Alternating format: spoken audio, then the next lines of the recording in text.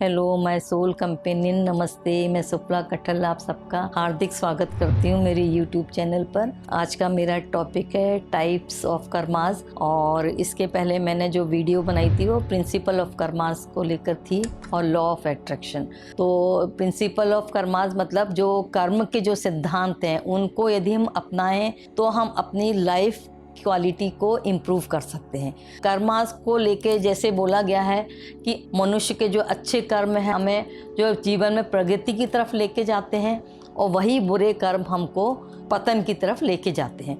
तो कर्म को लेकर भागवत गीता में भी बहुत कुछ कहा गया है कि जो हम आज कर्म करते हैं उसका फल हमको मिलता है, उसका रिजल्ट या उसका फल हमको देखने को मिलता है। और ये बोला गया है कि जहाँ तक आपकी यात्रा पूरी हुई है, अगले जन्म में हमको वही आगे की यात्रा शुरू होती है। जहाँ आपकी एंड इस जन्म में हुआ है, अब वहाँ से आपकी अगली यात्रा शुरू होती है। तो जैसे हम जानते हैं कि कर्म को लेके तो चाहे कोई भी धर्म हो, वेद, पुराण, शास्त्र और ग्रंथों में सभी में कर्म, अच्छे और बुरे कर्मों का बोला गया है कि वो कैसे हमारे कर्म बंधन बनते हैं। तो आइए हम इस पर डिस्कस करते हैं कि कर्म कौन से होते हैं।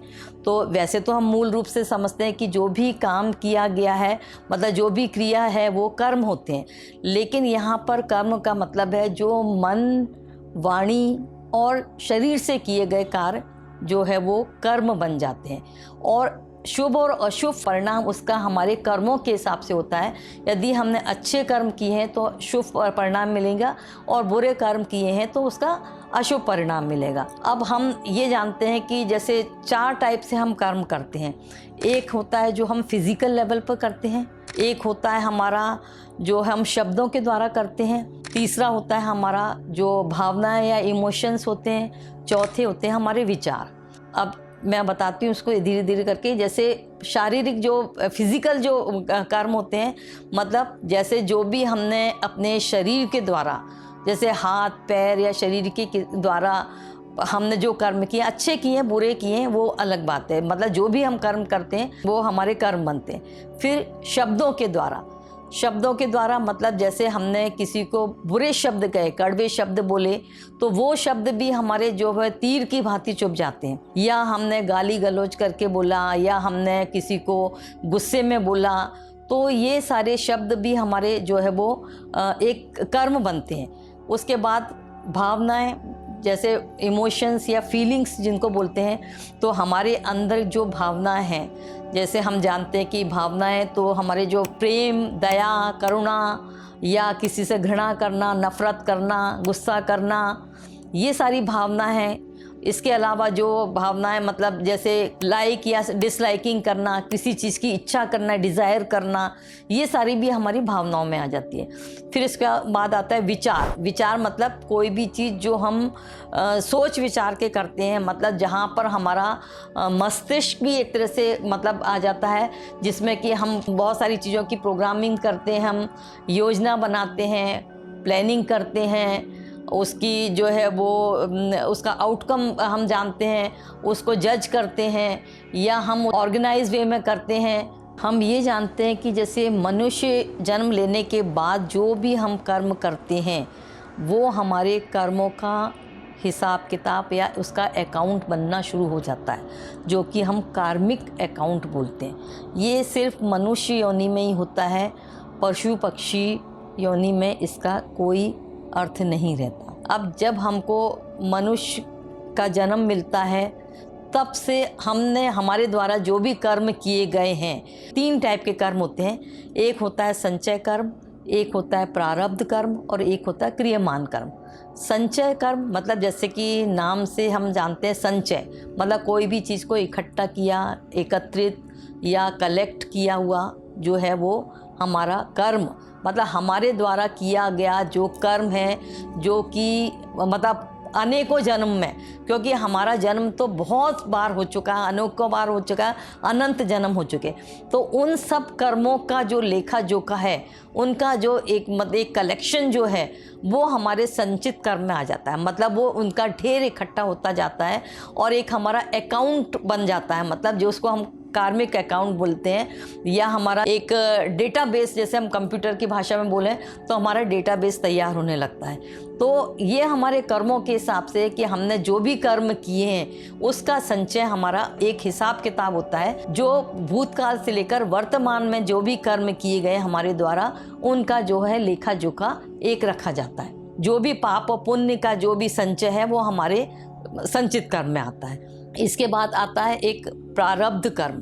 प्रारब्ध कर्म को एक तरह से हम भाग्य भी बोल सकते हैं। मतलब जो हमने संचित कर्म किए हैं वो अच्छे भी हो सकते हैं, बुरे भी हो सकते हैं। उसके हिसाब से हमारा जो भविष्य मतलब आज बनता है।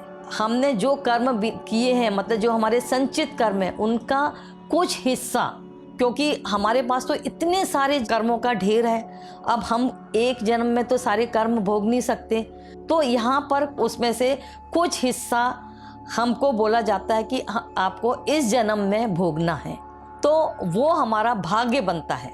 मतलब अब हमारा उस पर डिसाइड होता है कि जो हमने पूर्व में जो भी कर्म किए हैं अच्छे या बुरे कर्म है उसके हिसाब से हमारी किस्मत बनती है।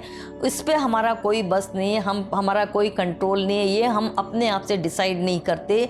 ये सब ऊपर से डिसाइड होके आता है कि आपको किस घर में जन्म लेना है, आपके कौन से माँ बाप रहेंगे, आपके कौन से रिश्ते रहेंगे, आपका कैसा वातावरण रहेगा, आपका किस सर्कमस्टेंसेस में आपकी जो जन्म होगा, या आपका जो भी आपका जो भविष्य है वो सारी चीज़ें डिसाइड हो जाती हैं।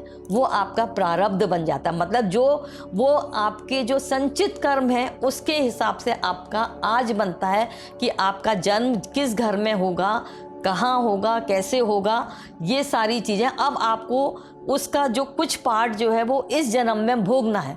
अब बात यह है कि उसका जो हमने अच्छे कर्म किए हैं तो उसका अच्छा परिणाम मिलेगा, और यदि खराब किए हैं तो अब हम यहाँ पर इस जन्म में उसको कैसे भोगेंगे।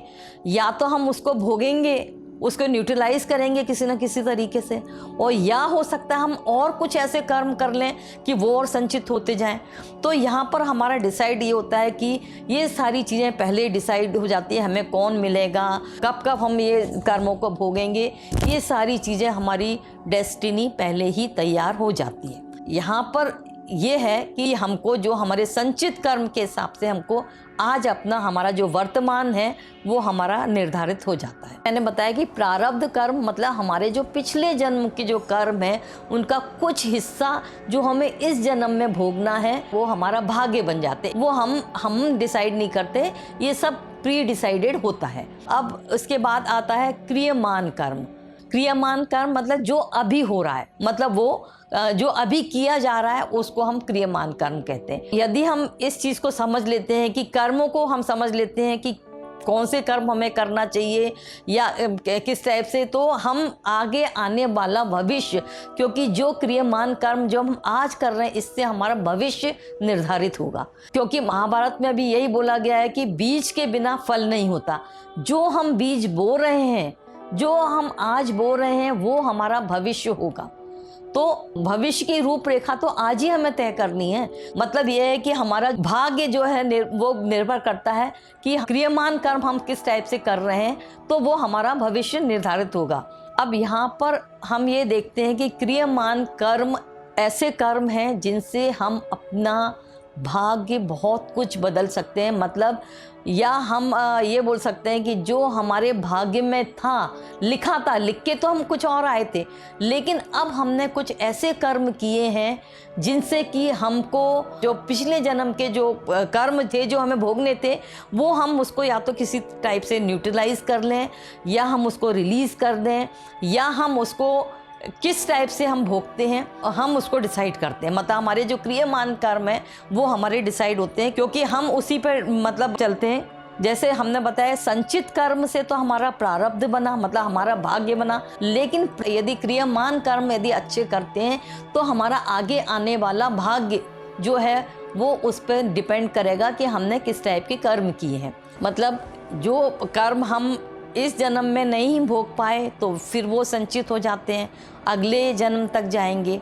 मतलब शरीर की मृत्यु के समय तक जितने कार्य हमने जो भी किए हैं, जितने हमने फल यदि भोग लिए हैं, तो वो हमारे शून्य हो जाते हैं। लेकिन जो कर्म हमने नए बनाए हैं, या जो कर्म हम उसको नहीं कर पाए किसी कारण से, तो वो हमारे आगे जो है वो संचित कर्म बन जाते हैं। तो इस टाइप से हमारा जो है वो आने वाला जो प्रारब्ध जो होगा, मतलब हमारा अगला जन्म वो होगा, वो उस पर डिसाइड होगा कि हमने अभी क्या कर्म किए।